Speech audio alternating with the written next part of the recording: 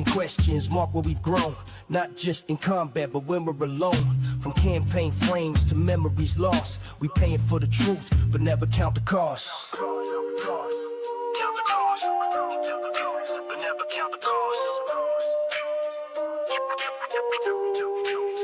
This is Sage Touch.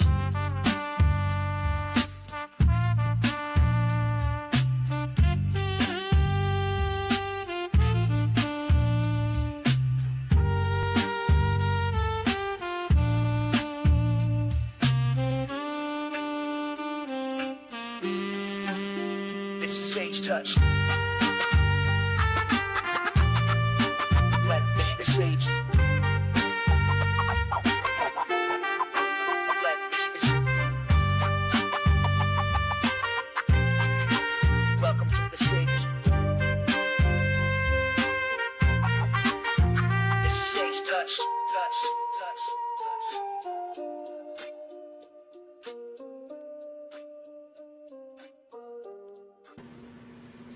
All right, welcome everyone to another episode of Sage Touch. Let's see who we got in the stream. I know I saw Zane a moment ago, who is cooking some food. But yeah, we're back in it after last week taking a little bit of a hiatus since I went on vacation, had a couple other things, and then we had the holiday for those in the U.S. So fairly busy week. But now we're back to our normal schedule. Before we get started, though, I did want to talk about a couple announcements. Firstly, Duality is back tomorrow. Tomorrow we are going to be having True from Shield's Rest. We had him on the channel before when we collaborated before, what was it called? Before Daggerheart released. And so we talked about what we were hyped for, but this time we get to know a little bit more about him. Next part is Gen Con. If you are going to Gen Con, let me know down below in the description or in the chat right now. I definitely want to be able to make a presence to see you. Myself and AJ will both be at Gen Con. AJ just has regular attendee, and I'll be GMing the first 2 days with Darrington Press. So I'll be running games of Daggerheart if you're already signed up. If you're interested, hopefully a spot opens up, because I'm pretty sure last time I looked at Gen Con, all the spots were filled. But yeah, let me know. Definitely want to meet up on Saturday or Sunday when I am actually free. And if you're going to the Critical Role live show on Saturday, I will be there, along with myself and some friends and my wife, all that stuff. Next part, 2 more announcements here. Next week, there will not be a Sage Touch episode because I'm actually working on a little secret project with a couple other content creators. And so next week I have a recording with some other content creators. So we will not be meeting next week. Though we'll jump back the following week, and then things get crazy busy. Because Gen Con's just right around the corner. And then last announcement, and I will share my screen for this. So let me share the entire screen of this one. All right, so I am participating and helping in creating a Kickstarter. Not creating it. I'm not really running it. I'm not like getting like buku bucks. I'm not the one like pushing it. But there is a Kickstarter currently right now called Incredible Creatures: Adversaries for Daggerheart. It's currently being run by someone within our community, also with a community over at Pocket Dimension, Alan Tucker. They are creating this adversary compendium where they're going to be taking art-inspired adversaries. So these 2 are some of the adversaries that will be on the actual book if you end up backing the Kickstarter. And I myself have designed some of them. So if you're actually interested in playtesting some of those adversaries, I'll be running some one-shots here in the next couple weeks to kind of playtest some quick adversaries. So if you're interested, definitely join the Discord, because that's where the announcement will end up being. And yeah, so it's just going to have some extra adversaries, some extra environments, some adversary layers. There will be some maps involved with it for those who are virtual, who want to take it and then bring it over to Daggerheart, and yeah, I'm excited to back this Kickstarter. I'm already have it saved, ready to kind of jump on and back the project. And it should be going live sometime soon. So, incredible adversaries. I was given permission to share a couple of them. So, a couple of the adversaries here. The Shadow Knife, a tier 2 leader. You can see the familiar stat block. The art looks amazing. Looks like it's made by Val Serene. But yeah, so nothing too. I'm not gonna like go into it too much. If you want, screenshot this or join the Discord. I'll drop some images in the Discord for Shadow Knife. You can go ahead and feel free to take this and use it in your own adventures now. But then there's another one for Ignosaurus. Wait, Rhinoceros, Ignosaurus. That's what we're going with. But this is another one, art by Gav Stevenson. But anyways, I'm participating and helping in bring this project to life by creating some adversaries for you all to play. And if you're interested in playtesting some of that, definitely join the Discord. I will drop that link here in the chat now. But yeah, so let's jump into the video about what you all actually came here to talk about, which is converting from 5e to Daggerheart. If you are like myself, you likely came from another tabletop system. I would say the vast majority of you who've come from a tabletop system came from Dungeons & Dragons 5th edition. As you've likely played through Daggerheart, or not, if you still haven't played a game, we're always running games on the server.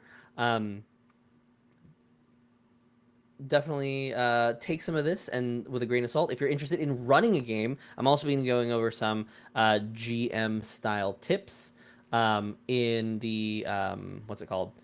Oh my goodness, I'm blanking out. Within the episode. So let's just kind of dive into a couple things. Some of the stuff that's on screen isn't going to match exactly what I have on some of my notes. So I have about 7 points, but if you have any questions, feel free to drop them in the chat, and I will basically address them live as soon as I can. But the first thing to go off of is just kind of system philosophy of 5e versus Daggerheart. I'll talk to it both from the GM perspective and also from the player perspective, but first from just a general statement.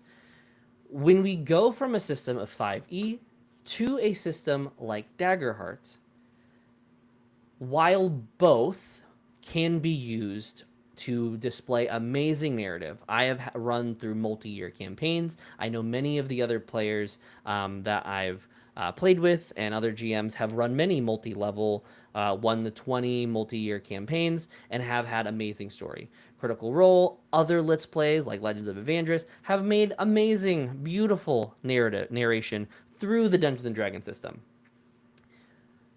What the difference is between 5e and Daggerheart is the narrative focus is one of the primary driving mechanisms of Daggerheart.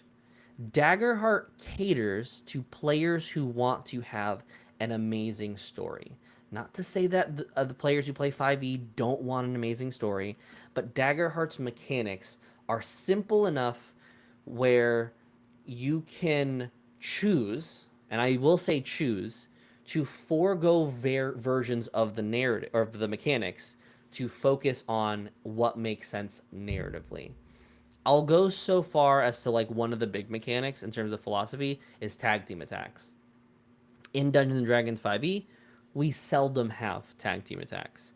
I would say the best way to do a tag team attack in 5e is having someone use the readied action and then making the trigger for the readied action to be when a player takes their turn and makes an attack. From there, you're both rolling, and so you're kind of triggered all at the same time, and you're both making the attack roll on a specific person's turn or on a specific trigger's turn if both people spend the action readying it.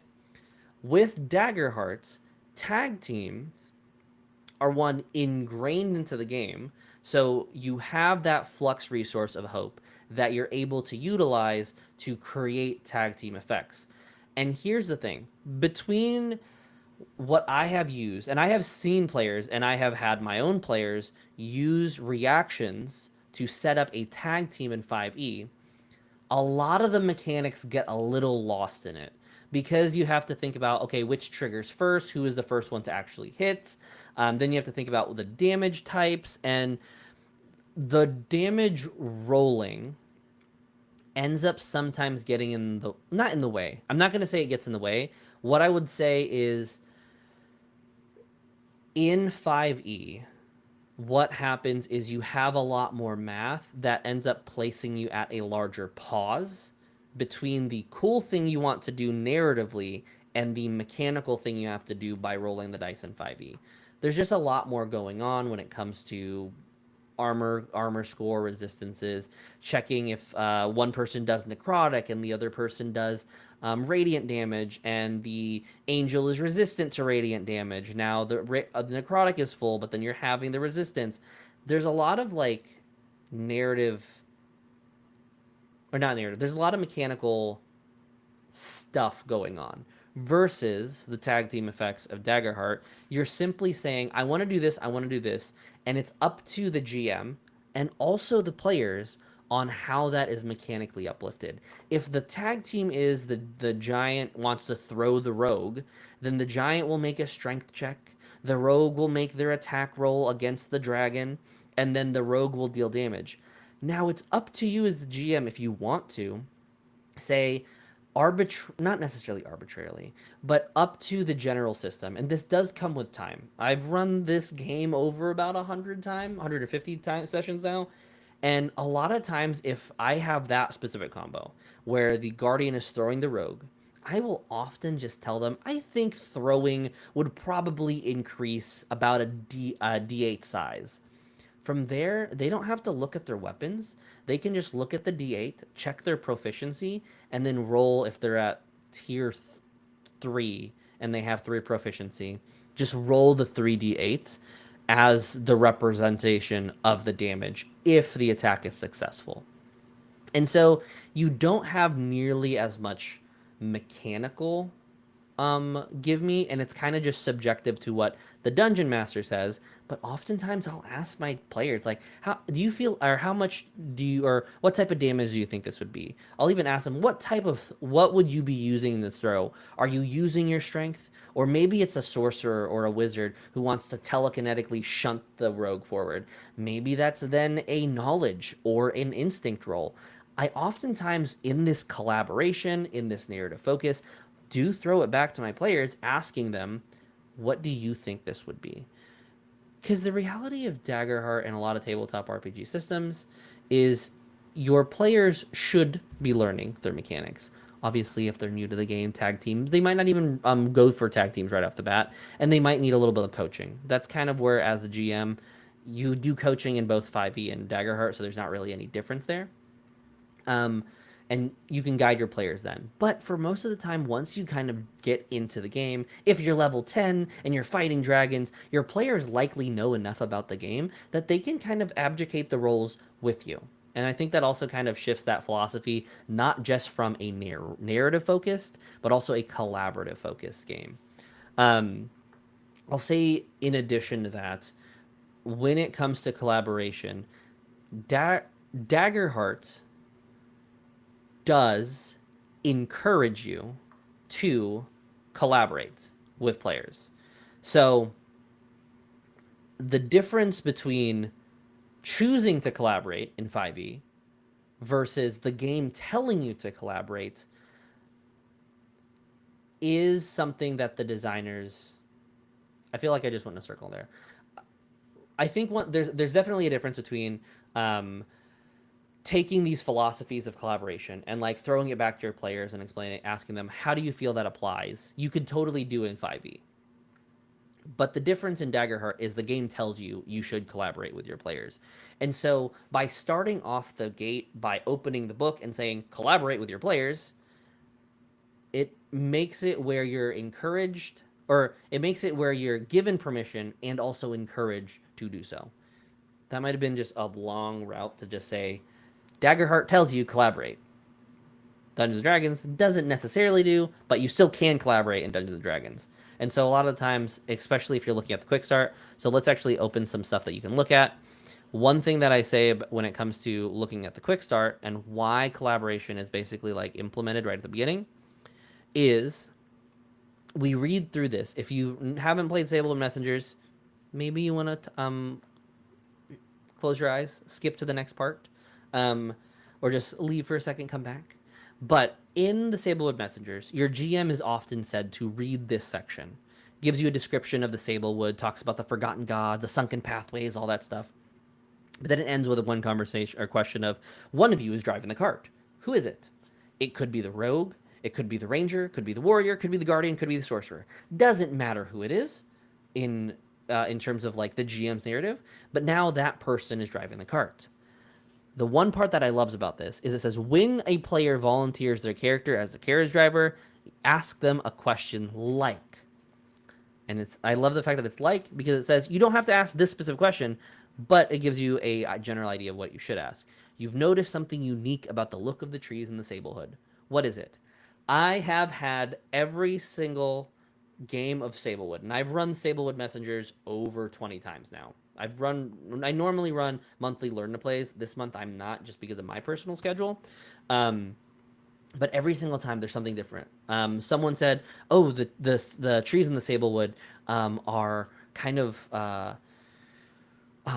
look like they're almost about to like hug us." One said it almost looks like they're looking at us, like they see faces in there. One person says like the trees are moaning, and that got kind of odd, but I kind of shifted it a little bit immediately to you hear this kind of groan, and it almost sounds like they're in pain.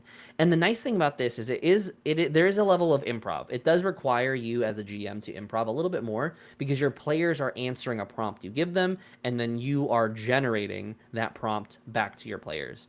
So if the players say it looks like there's faces, then it's like awesome. As you begin kind of moving through the forest, you notice each one of you that the trees keep almost locking eyes with you. And it almost looks like they are trying to get you to look at them, but it's kind of hard to. And then I kind of pull over the next thing. And as you pull the steed around the carriage in the tight corner, one of the wheels comes off the ground. And basically transition. Give it a little bit of flavor, because I've had at times where in the next encounter, they end up looking to the trees and asking if the trees saw something. And it's something that the players just created right then and there, that in Daggerheart as a system, it's encouraging you and the players to create the story. So, and then I'll also say there's another part here when we get to the Seeking the Arcanist and the Clover Tavern.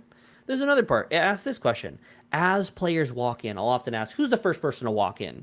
And whoever says that whoever walks in first, I'll ask the question, how does the second floor of the tavern look wildly different than the first? Then maybe I'll talk to the person who's the tallest. I ask, which one of you is the tallest? I'll even ask that question. What smell permeates the air as you smell it, or you smell this kind of scent kind of wafting above everyone? And so I'll kind of ask these questions. And at this point, I've honestly gone to just asking my own personal questions. I don't even go with this thing every single time. I think I ask sometimes, you notice somebody deep in the corner that feels like they don't belong here. Describe to me what they look like. And then someone, I think once said, oh, there's a large blue stag beetle fairy. I was like, oh, okay, awesome. We'll figure out what to do there. Maybe that NPC comes in and like helps bring them to the White Fire Arcanist. Stuff like that, throwing things at your players for them to kind of prompt it back to you. I think Daggerheart, by system philosophy, encourages that collaboration, which is why, for me, I don't necessarily say Daggerheart is a narrative-driven system. I think it's a collaborative-driven system. So yeah. Any questions, anyone? I know that was a lot. I'm going to try to get through 7 topics, but that took about 10 minutes of me talking through. And so maybe we go a little longer than an hour today just to kind of get through some of these things. But any questions, drop them in the comments about like converting specific parts of 5e to Daggerheart. I'm not sold on the order of what I have here, but if I notice anything, I will definitely answer any of those questions. I'll take a pause here. I'll also kind of go over what the next couple points are going to be. So I will be talking about how encounters change, so more so like combat flow and how to narrate that as a GM. I'll then talk a little bit kind of how to use the adversaries, so monsters and NPCs. I'll then talk a little bit about like magic being a little different in Daggerheart. And then we'll kind of go into skills and or like how to prompt for skill checks. And then I'll talk about campaign 0 or session 0, sorry. Session 0 I think is fairly similar, but Daggerheart does some things a little bit how do I say, cleaner in my opinion. Okay, no questions in that last minute of me rambling. So let's just keep moving on. So combat encounters. Let's first talk about one thing. Let's go to the core rulebook. Up. Loading. Using adversaries. So one thing that you're used to if you're from Dungeons & Dragons, we'll just go into D&D Beyond. We're jumping into the game rules, going into monsters. There it is. Because they changed how this looks. So you are likely accustomed with something known as CR. Now, CR has changed a little bit between this is let's just reset filters. Oh man, I don't want to do this. If I click this. Cool. All right. So you likely are familiar with something known as CR. CR is combat rating. Before, in 2014 edition, this is some history for how CR is calculated. CR was calculated based on the average amount of damage that they would deal to a party of 3 to 4 adventurers. So if you were running into a CR4 creature, a CR4 creature in 2024 or 2014 rules was guided to, if you had a party of 3 to 4, a CR4 is a perfect average difficulty for that party.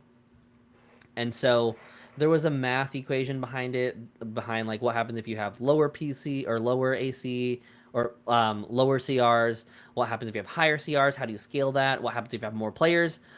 For the most part, at least in terms of rules as written, there wasn't a good way to represent that. They did change it in 2024's version of 5e, where the CR was determined on the maximum amount of damage that they're able to deal to a party member. So their combat rating was primarily dealt on whichever one does the most amount of damage, which probably would be the CR4 Aarakocra or Aeromancer is likely balanced around lightning bolts specifically.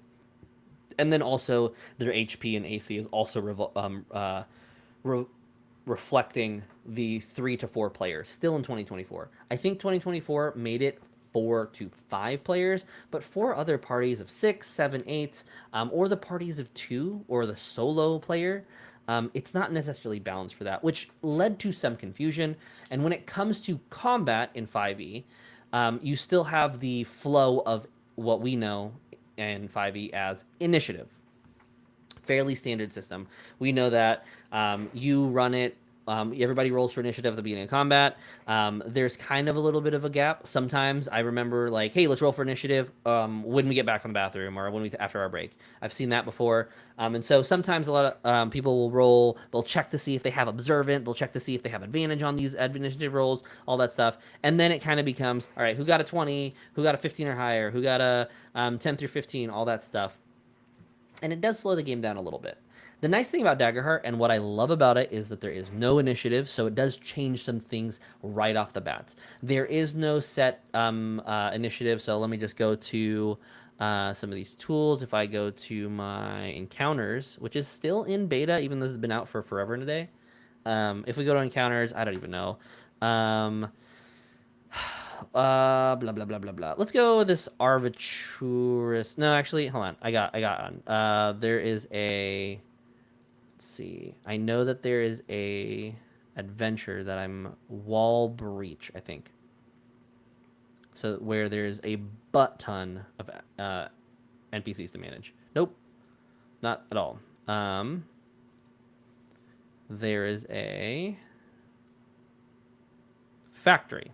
So I know this one for sure has a handful of adventures. So whenever you run this encounter, and say you run it, this was for a game I ran before, you have this adversary, you have all this stuff, and then you have all these chain devils go all at once. You have these imps that all go at once, and then you go through your character's players or your player character's names in the order that they rolled for initiative.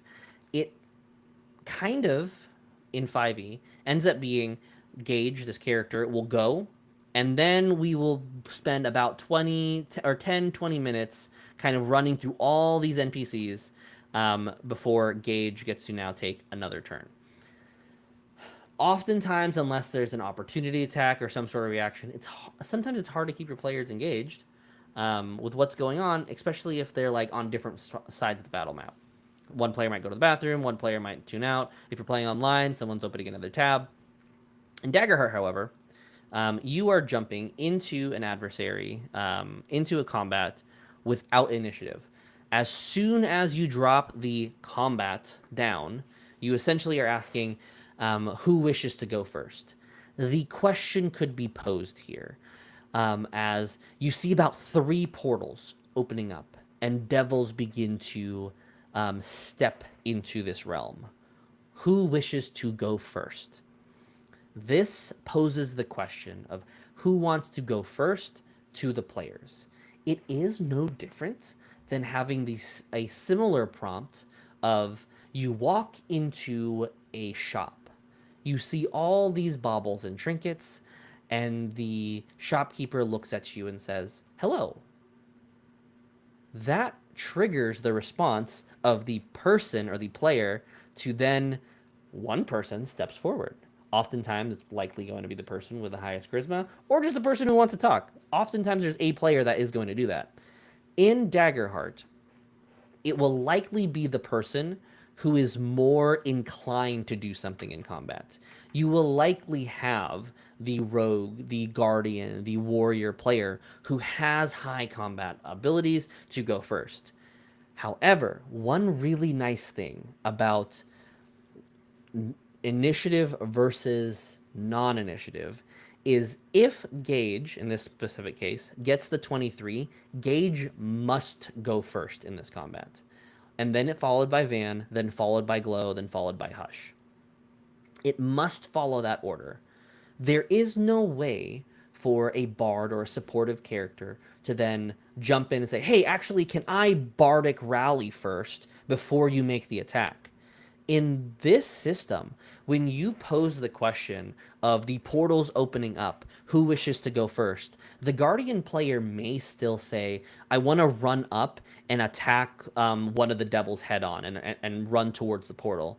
The Bard then can say, "I will activate," it's like, as he's running, the Bard can say, "While you're on your way, I want to just say," it's like, let us not fall or succumb to the will of these devils.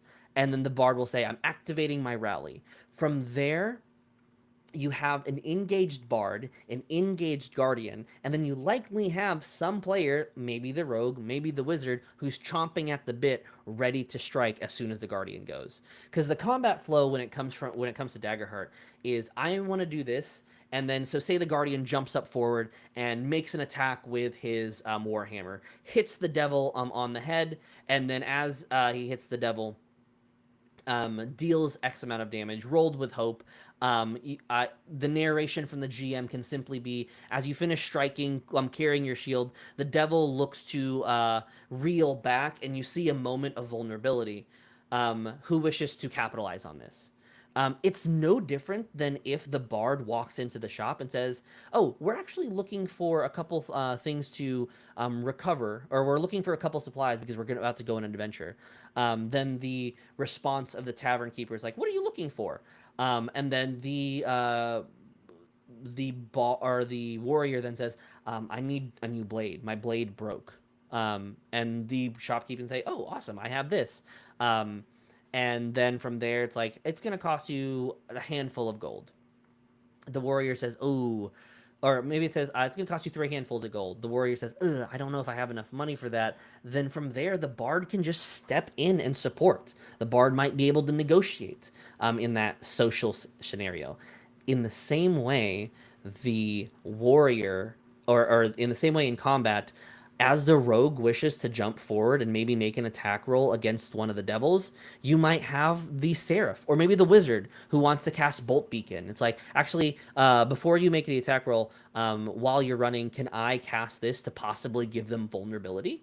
Like, you can set up these combos even though they're not even at this point a tag team attack. You can set these combos up because you're not tied down to who wishes to go first. Now, here's the caveat. With no initiative, can people who wish to prioritize a little, or with no initiative, can those like louder players then choose to overpower the quieter players? Yes, they could. That's the scandal of this system is a power player could take every single move that they want. But as we talked about in the first points, or in the first point here of the system's philosophy, it is a collaborative focused system. So if the guardian or the warrior, or the rogue, and I always say these ones because martial characters typically love combat. If the guardian wizard, or if the guardian warrior or rogue decides to take multiple turns at a time, it's still your job as the GM, and so this comes to GMing the system, to say, or kind of point out the players who haven't moved. And here's the thing that I think is key to narrating combat in Daggerheart, especially for players who are quiet. You don't ask the question, let's say it's a druid. You don't ask the question, Druid, what are you doing? You ask the question, as this has been happening, what has the druid been preparing this whole time? And it phrases the question. It's basically asking the same thing, but it phrases the question to the druid having already being prepared to do something. And sure, the player might be, if the player is a little more skittish, a player who might be a little more quiet, might not understand the rules nearly as well as some of the other combat players. That's where you kind of take those moments to nurturely, very lovingly, like talk to them and say, okay, well, what have you been doing? It's like, oh, have you been transforming into your form? You have wild shape. Have you been casting a spell? And this is when, especially with new players, from 5e, from Pathfinder, DC 20, any system, if you have a new player, understand, like, as a GM, it's your role to kind of help a little bit, but also pair them, have them sit next to a player that understands the rules a little bit more. If you're in person, if you're online and still on the GM's hand, but you need to understand a little bit about newer players anyway. So when it comes to the combat flow, I'll jump back to that point, is asking the question of what have they been doing while the rest of the fight has been going on. Because the reality is most players, most characters are not frozen while combat is happening. If you have 5 party members taking on devils, being summoned from the 9 hells, or whatever this versions of 9 hells are, because Daggerheart doesn't have necessarily, or coming from the faint divinities, or not divinities, the hollows below. No, the hollows above, whatever's below. I'm blanking on that. Rather than phrasing the question as what do you do next, ask the question of what or who wishes to go, or who wishes to capitalize on what's going on, who wishes to respond. So say maybe the big bad just made an attack roll against another player. The narration, let's say that they're the devils against the guardian again, and the devil just finished like driving a blade into the side of the guardian. The narration can then be, as you see the guardian take a stab, one of you finds an opening to act. Who takes upon this opening? And so it's always about what has just happened, and really kind of think about it as like a camera. And I think that's one of the best things that I've always framed it, is every time you are looking at a combat, frame it as if the camera's moving around. So if you're looking at it where it's something like the guardian has just been stabbed, you ask the question, you show them, the players, what they're doing, and then you ask the players what they want to do in response to that. If it's been focused on one specific devil at a time, or for a time, and you're wanting to then focus on a side player who's maybe working on opening a lock, or maybe trying to disable the portal so no more devils come through, like, phrase it to, while this has been happening, what has been happening over here or what has happened on this side of the map. Because I feel like if you don't have these small phrases, it does tend to stagnate combat. And it ends up just being, why did we not just roll for initiative to begin with? So, combat flow. That's how I would typically narrate combat flow in Daggerheart versus 5e, which sometimes excuse me, there's a little hiccup. Which sometimes in 5e, because of something like this with initiative, you can't really fulfill that narrative that you want. Because sometimes right here, maybe the warrior doesn't want to go first. Maybe the warrior wants to wait for the bard, which was this character here. Maybe the warrior wants to wait for the bard to buff them or give them that inspirational words before the warrior goes in. And so that's ultimately the real big difference in combat specifically.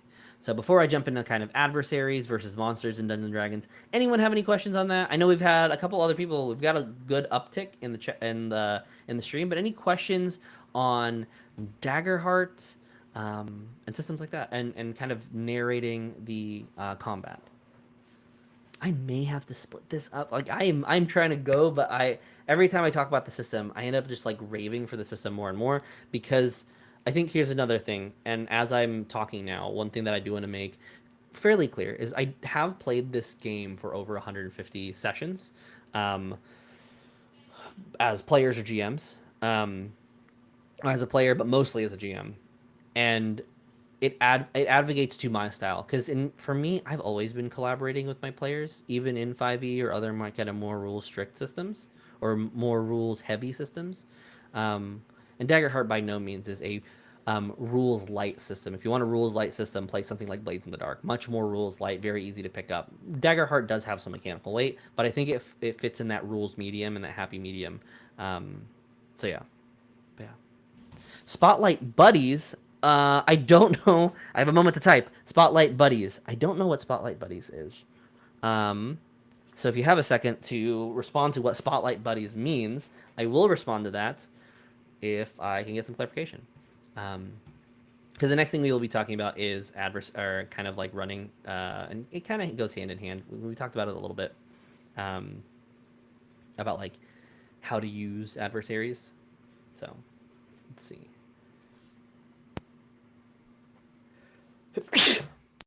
Sorry, I had a sneeze. Okay. While I get some more clarification on Spotlight Buddies, let's talk about some adversaries and monsters, and how I typically tend to run adversaries in Daggerheart. So we talked about how we should narrate what happens with players and when it's players to take action. Now let's kind of talk a little bit about GM moves. So I'm primarily talking to GMs here. I'm not talking to players, but okay. Before we jump in, got some clarification. TLDR, each person has 2 Spotlight Buddies. When they act or try to do something to set up the other 2, one of the other. Yeah, I would say from a player standpoint, when it comes to the game, keep in mind like who you want to go next as a player. I think it really lends well when the players buy into the collaboration, because if the GM is the only person driving collaboration, then it's not really a collaborative system. It's just a collaborative GM, right? So if you and I think this is another thing. One thing that strives to create great collaboration, and let's just jump into one of my characters here. I don't know. Let's just go to X. Is one of the players I have. One of the greatest places to strive connections is connection questions. Having these and starting a one-shot with even like one round of connection questions where everybody just asks one question to another player, I think works perfectly. And so having these like moments of what affectionate nickname. Actually, the one I really love is Seraph. I think this is a very good like combat connection question. Is what promise did you make me agree to should I die on the battlefield? Or, in this one, you told me to protect one of my party members above all others, even above yourself. Who are they and why? Um, I think these questions really allow you to lock in, to create that collaboration, because you're already like talking with another player about their backstory, but this does tend to lend into combat. It's like, oh, I'm not gonna let, like, if the warrior and the seraph answer these questions together, it's like, oh, I'm going to follow whatever the warrior does. I'm almost devoted to them. I agree, and I don't want them to die, but I promise you that something if you do die. Chris, character questions. Best feature of the game. That's hard as hell. um, I think the best feature in the game is experiences. Now, I say experiences. It's really close between experiences. It's close between connection questions. Um, it's close. I would say no initiative is another one. Like, those three are probably my favorite things about the game, because it lends to, once again, just a very narrative driven system. So, okay, let's jump into this. So, monsters, adversaries, and how this works. So, I'm not gonna go into this adversary breakdown. This is likely going to be a adversary, like, this is likely going to be its own complete video on like what each adversary is. I'm going to primarily talk about the difference of philosophy from running 5e monsters versus running adversaries in Daggerheart. No, I'm saying my opinions is the best feature. I'm not saying my opinions are. Oh, yes. Okay, awesome. Yeah, I also agree. Yeah. I thought that was a question for me, but Chris, yeah. Character background questions and character background questions are also really great. I think it's much better, or the background questions that they have in the game are a lot better than backgrounds or whatnot. But yeah, okay. So I'm not gonna, anyways, with adversaries, I'm not gonna be talking about like how to read the adversary stat block, but I'm gonna be going for how to kind of run it. So typically with your adversaries, there is a battle point system that I will reference real quickly, where it talks about, where is it at? I was thinking it was going to be. So it does talk about this like mathematical equation. So you want to go 3 times the number of PCs in combat plus 2, and that's how many battle points you have to spend. So if you're in a party of 4, that's going to be 12 plus 2. So you have 14 points to set. Oh, wait, hold on. If you have 3 PCs, you have 11. If you have a party of 5, you have 7. So yeah, basic math here. And then it basically tells you spend 1 point for each group of minions, spend 1 point for each social or support adversary, spend 2 points for each horde, skulk, blah, blah, blah, leader, solo, all that stuff. One thing that I will note for minions, and I think this is one of the best things about minions in Daggerheart, is it is a group of minions equal to the size of the party. You want to very quickly use the minion stat block and it could represent multiple minions. One imp, now if I go back to this thing, one imp I would say is probably the minion in my previous 5e category. Let's see how many. 1, 2, 3, 4, 5. Wait, hold on. 1, 2, 3, 4, 5, 6, 7, 8, 9. I had 9 because I think I assigned 3 to specific portals.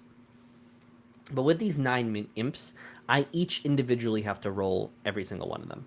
How I typically now, with Daggerheart, rule these minions is if I look at a minion stat block, it counts as 1 for the size of the party. So I know how many minions I want to have based on however many people there are. And so it's 1 point for each group of minion equal to the size of the party. So if I have a party of 3, I can throw 3 points of minions at that party as to follow its balance. What I typically find when it comes to running the system is you are able to spend fear to utilize multiple adversaries in a fight. So rather than in this specific scenario, having 9 minions act every single round, you don't have to activate every single minion, as you typically want to trust that your players are, how do I say this, are capable and constantly fighting. The difference, I think, between 5e and Daggerheart is there's no time constraints on anything. So if the Guardian is making an attack roll against a horde of minions, the minions are not just standing there and waiting to strike. The minions are in this constant back and forth. And when you make the action roll, you are swinging to successfully strike against that group of minions or that adversary that you're fighting. And so the system very much goes back and forth dependent on the dice and dependent on the fear that you have. So rather than relying on this strict, this is what I need to set up prior to the session, oftentimes you can think about how much fear that they have been giving you as the GM to on the fly adjust the adversary or amount of adversaries that are in the encounter. So if the players are rolling with fear, they have this almost meta knowledge, meta currency, that we're about to fight something a little bit more challenging. And you should lean into that. Take those points of fear and spend it to summon extra minions. Take those points of fear to activate the adverse or the leader or the bruiser, which are just types of adversaries. Use those points to activate them more often, because there is an expectation that if you have fear that you're going to use it. I think one of the biggest, not sins, because it's not anything anyone's doing wrong, but one of the biggest hesitations I see from other GMs who are first starting the system is, oh, I don't want to hurt my players when they're rolling really bad or when they're rolling a lot of fear. Speaking from somebody who has run a bunch of games of Daggerheart, killing your players is very difficult, especially Guardians. If you have a Guardian, it's near impossible to kill them unless they themselves are killing themselves by something known as I Am Your Shield, which basically they're taking the damage for everyone else. And I've only ever killed Guardians that way. Now, when it comes to spending this fear, it raises the stakes and creates tension. The reason why tension is so important and using fear rather than the initiative to activate more adversaries is because tension, once again, falls into that narrative driven design. If there is no tension, then the adversaries will fall flat. The adversaries will feel like the players are one-shotting them. But on the flip side, if the players are rolling with hope, fate almost has it on their side. There are ways to mitigate this as a GM because there are adversaries, and I'll just kind of go into, like, I'm just going to drop into tier 4 because tier 4 has the easiest ones.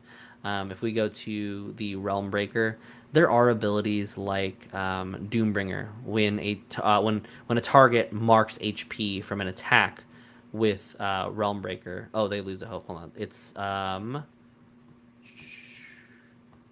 momentum is momentum. Yeah, when the undefeated champion makes a successful attack against a PC, you then gain a fear. And so, there are ways to mitigate this if the players are rolling a crazy amount of hope. You have things like momentum that you can add to adversaries. And here's the thing, and I think some GMs don't recognize this. And let's see, GM running the game, running an adventure. Actually, hold on. Let's just do this. This is easier this way. GM move. Let's go to GM move and what it talks about GM moves and what to use them for. I think this is something that some GMs don't want to do because they don't want to cheat. I'm going to say this. Using a GM move is not cheating. I'll say this first before I jump into this. Consider making a GM move When a player does one of the following options: rolls with fear, easiest one. These first two are easiest. When they roll with fear, when they fail, make a GM move. This is one of the easiest ones. GMs get this pretty easy when they jump into the system. Does something that has consequences. They may roll with hope, but if they are jumping into the dragon's mouth, take a GM move. The game encourages you to take the cool things the players are doing, but create tension and take extra GM moves based on what is happening in the scenario. Gives you a golden opportunity. This is one that I think is very like, it's very loose. Like, this is something that, like, what the hell is a golden opportunity? That there's a reality to that question of like, I don't necessarily know. But when you have a moment, and there's a couple of moments that I can think of when it comes to GM move, where the players did not roll with fear, the players did not take an action roll, but a player took a death move, and they chose to avoid death. My narration was as you see the sorcerer drop to the ground, silence fills the room, and you hear his wand drop to the floor. You all turn looking and see the sorcerer unconscious. I'm gonna take a GM move. It raises tensions, and it does cause the players to be like, wait, he did something. Why is he able to do that? Here's the thing. I'm not doing that because I'm trying to TPK my players. I'm doing that because I want to create tension to raise the stakes of, oh, this adversary is not screwing around. I need to end this creature's life.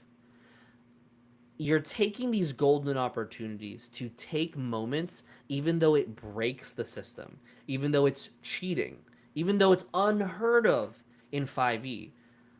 But you are creating a story with your players. If you have an adversary that has just taken a player character down, take a moment to like take that GM move for free. There's nothing wrong with creating tension and creating a good story. Now, here is once again the danger of that. And this is where I also say, and I say this all the time to players and to new GMs, the system has an expectation. The expectation is, don't be a dick. As a GM, if I want my golden opportunity to be every single turn, I can do that by nature of the Game Master title, but it's kind of a dick move. So, use these golden opportunities with some level of like trust with your players and build the scene together. And then the other ones, look for what's next. I love doing this to players who are like, oh, I don't want to go. I don't want to go. And then I will typically just say, oh, okay, I'll go. And it's kind of a little bit of cheeky humor, but it also does tell the players subconsciously, look at your sheets, please. Figure out what you want to do so that way we can play the game and continue moving. I do that like not all the time. Like if I clearly see the players like deliberating, it's like, oh no, I want to do this. I want to do this. I'll oftentimes just let them go and like talk it over the table because it's a game. Like especially because most of my games are VTT, you can't do that cross table talk. But sometimes when my player's like, oh, it's like I don't know, someone else go. I will just almost comedically just say, okay, I'll go, because it's a good time. The players, the characters are kind of in that state of like pause. They don't know exactly what to do, so I will make the move ahead. Versus 5e Encounter Builder. My turns are specifically designed on the initiative count. I cannot, by the rules, break this initiative. It's an expectation of the system that initiative is, and I'll use this word because I think it emphasizes it the best. Initiative is sacred. Once it is set, you don't break it. Otherwise, it's not fair. And so I will say, when it comes to Daggerheart, players rolling with hope, rolling with fear, going back and forth and making GM moves is what makes Daggerheart for me a cleaner and better system, in my opinion. I like being able to build the tension when it makes sense. And for things like, and we'll go to some other adversary stuff. Where do we see adversaries? Did I click off of that? Yes, I did. Let's go to adversaries again. Tier 4, and then Fallen Warlord. Oh, brought me all the way over here. I also think that's not the one I wanted. Undefeated champion. I also think stuff like this with Relentless, when you have an adversary, and mind you, don't use Relentless on everything, because if everything has Relentless, nothing has Relentless. But with this Relentless 3, I can continue spending fear to continue to spotlight them. Spotlighting them doesn't mean I'm making a heart-shattering sword attack. I can spotlight them, make a heart-shattering sword. Spotlight them again, spend an additional fear, and then summon more allies, and then spotlight them again, and then use this shattering strike. I can, or if I want, I could use 3 shattering strikes. Like, when you have an adversary, when you have a boss that you want to bring, you want the boss to feel powerful, because if you are like me as a GM, I have had bosses get absolutely bodied by players in 5e. It can happen in Daggerheart, but does not happen nearly as often, as long as you are thinking about, once in that GM mindset, thinking about how can I create this tension and create a good story. Because I'll admit, at least from a player perspective, I don't really have fun if there are no stakes. If I am just hitting a meat stick, I'm not really having fun. Which is also why I also encourage environments. This is something that I didn't touch in. I'll probably touch in another video, but I do want to kind of go through some of these questions, because I think there are a couple questions in the chat. But when we go through some of these questions, let's go through, where's combat? Give me ambushed. So there are some of these, like, surprise, an ambusher reveals themselves to the party. I gain 2 fear and spotlight them immediately. Like, there are some things where it's like I'm gaining fear based on the environment. Like, you have moments, and if you don't introduce environments, because the system does almost encourage you and expect you to use environments, you are gimping yourself as a GM and making yourself a lot less, or giving yourself less tools. Because fear is a tool to create a good narrative, not a way for the GM to beat the players. All right, let's read through some of the chat. And if you have any questions over what I've gone over, let's talk about that. I definitely want to talk about... I definitely want to talk a little bit about, like, session 0 before we close the stream, because I'll go a little bit over, but I don't want to go super long. Let's see. If you have any questions, let me know. Drop them down below. Let's just go to something neutral so we can read through it. When you have too much fear and you don't want to dump a bunch of it on your players, you can start describing shouts and footsteps in the distance. Chris, one of my favorite things that I had one of my players do, first Daggerheart campaign I ran fully. The players were charged with stopping a ritual, and they were on the outside, and they sat there for like 5 minutes, like deliberating on, hey, should we go inside? Should we do something? I just said, I spend a fear, and you start to see the lights flicker from the cave.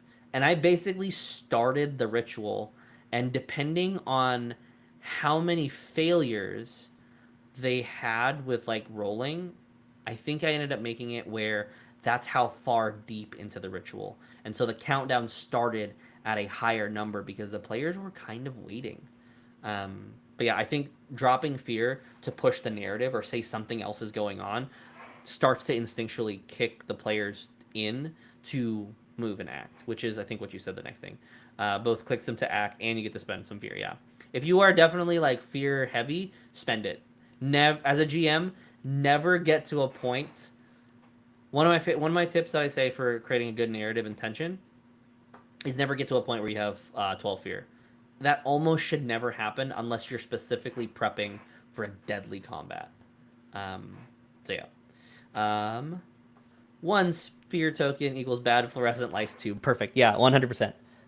Use your fear, make things. PBTA language. Yes. Yeah. Victor. One of the best parts I think about Daggerheart is just that it does pull from that Powered by the Apocalypse. If you have played Powered by the Apocalypse, this system is very similar, though I will say it's a little bit more rules heavier.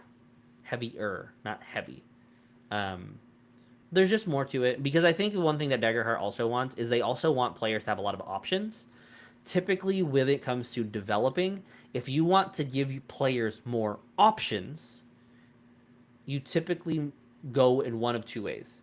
You go with significantly less. So this is going to be something like Legend of the Mist. Like, you have almost no mechanics, simplified, easy mechanics, because that way players can do anything they want.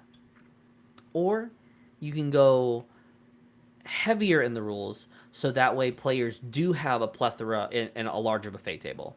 I think how would the best food analogy be here? Rules heavy systems is a very large buffet table, or a very large all you can eat buffet, versus what's it called? Rules light being custom requests from a chef. Like you have a private chef that will make you whatever you want. So I think Golden Opportunity is directly. Oh yeah, Golden Opportunity, yeah, for sure, is from PBTA. What do they call it in PBTA? Do they call it Golden Opportunity? I don't think they do, but I can't remember. I don't GM PBTA too often, but I don't remember what it is. I know that the stakes from Candela, I've GM'd Candela more than I have PBTA, which is basically the same thing. No, Candela is Blades, not PBTA. Never mind, I lied. Blades, PBTA are kind of the same. That's regardless. And so, anyways, let's jump into kind of my last point. I'm going to skip. I had 4 other points, but I kind of talked a little bit about them, but I do want to talk about Session Zeros.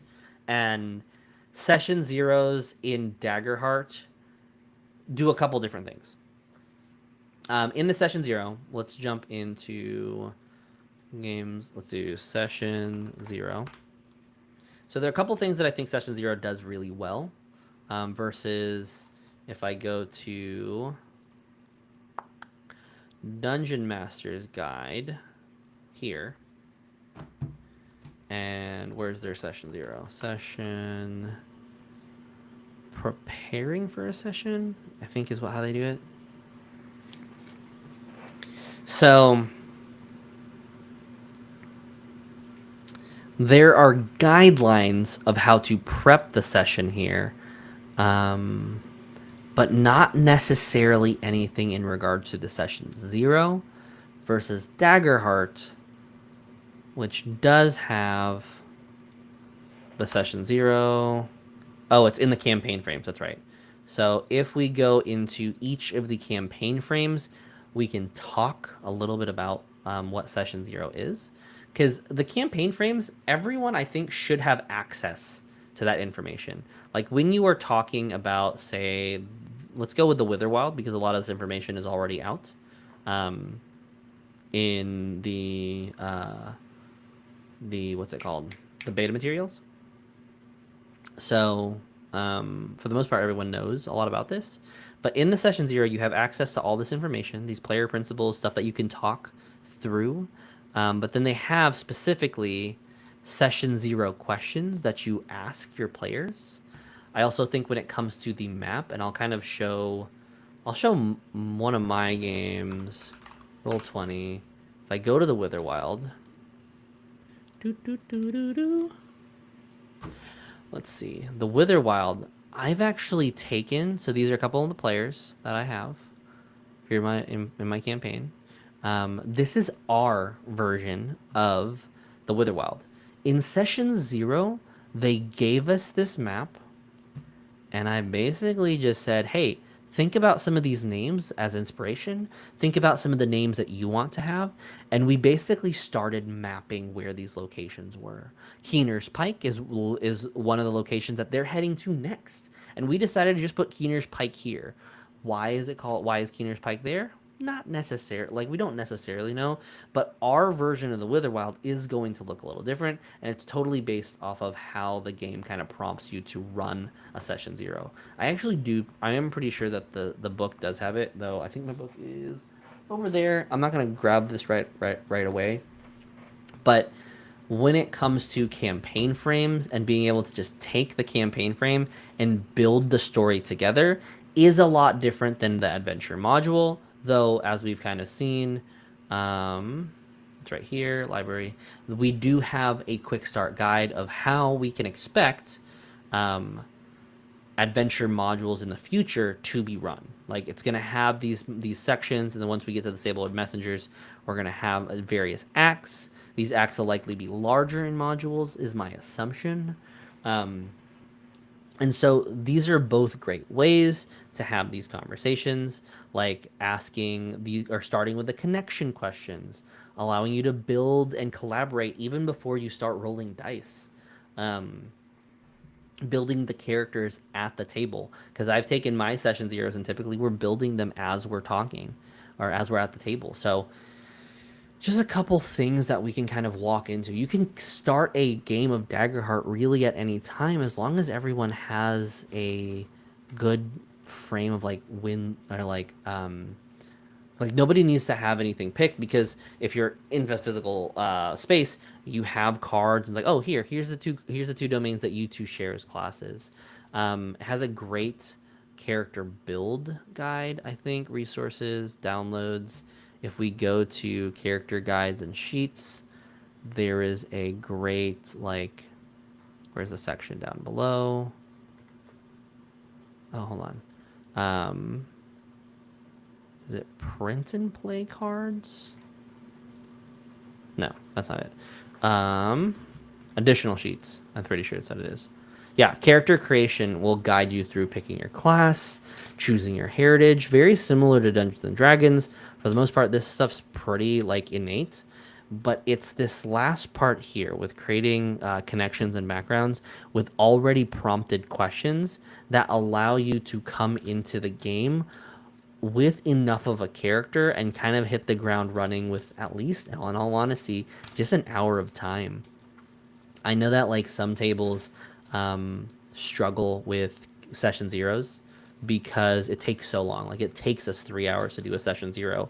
I've been able to do and run session 0s within an hour and start playing a prologue or like a pre-session 1 or a 1.5 or a session 0.5 many times in Daggerheart.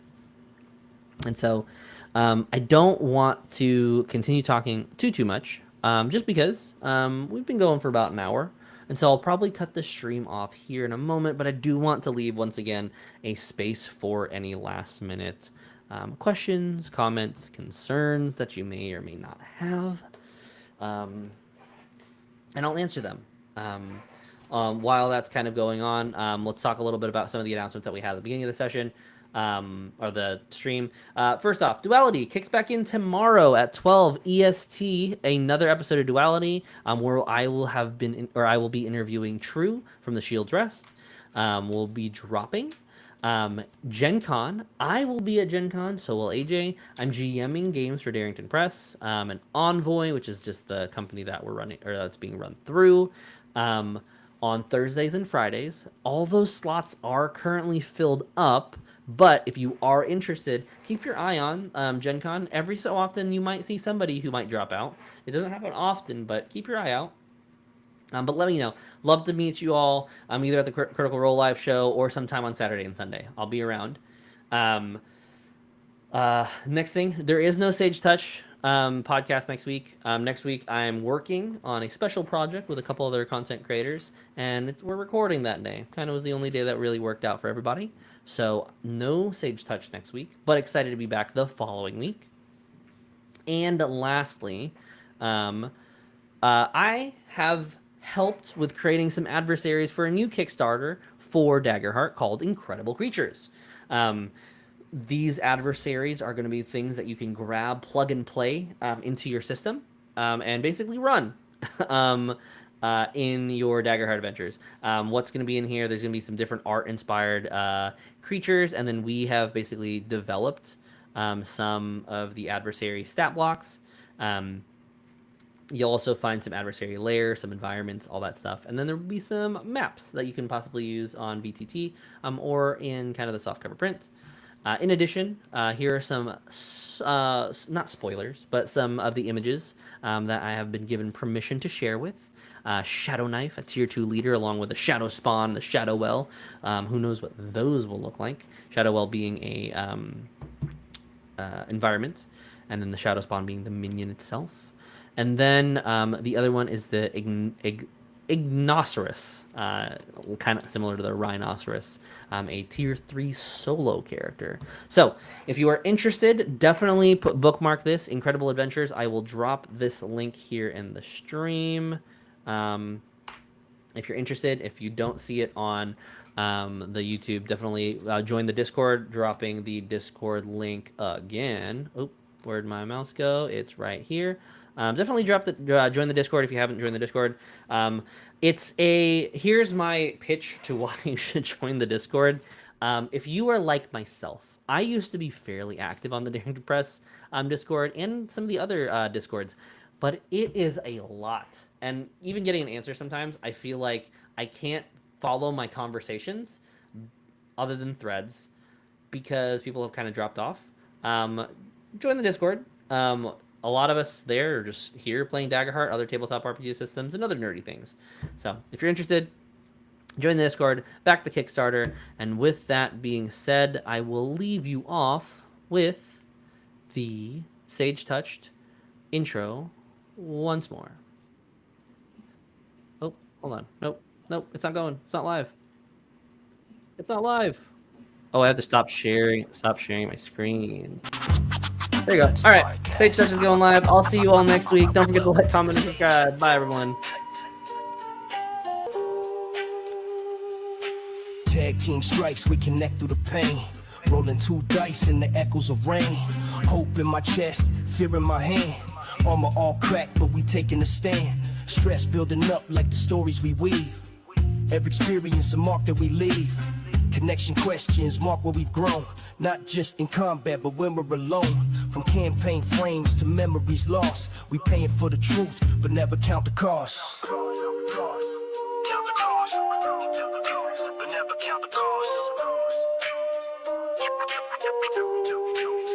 This is Sage Touch.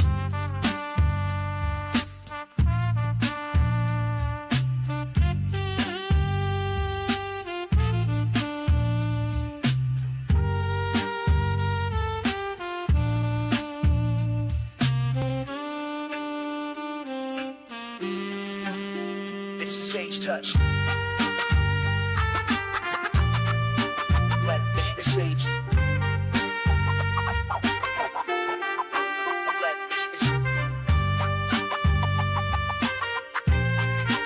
Welcome to the sage.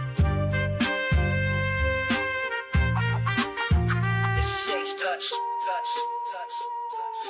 Touch.